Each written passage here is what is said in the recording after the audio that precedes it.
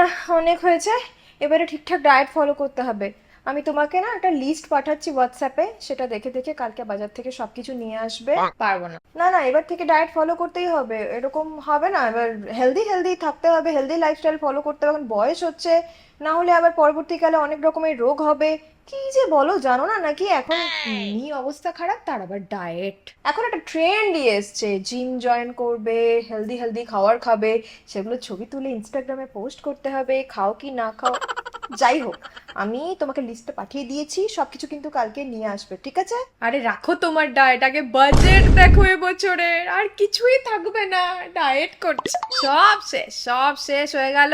আর মধ্যবিত্তদের জন্য কিছুই নেই। সব নিয়ে নাও, সব নিয়ে নাও, টাকা পয়সা ঘর। বাজারে যাব, আমি বাজারে যাব না, আর বাজার করতে পারবো না। ট্যাক্স দাও, এই দাও সেই দাও, আর সংসার চালাতে পারবো না। আর কোনো কিছু কেনার দরকার নেই, এরা তো বাজেট বানিয়ে ছেড়ে দিলে।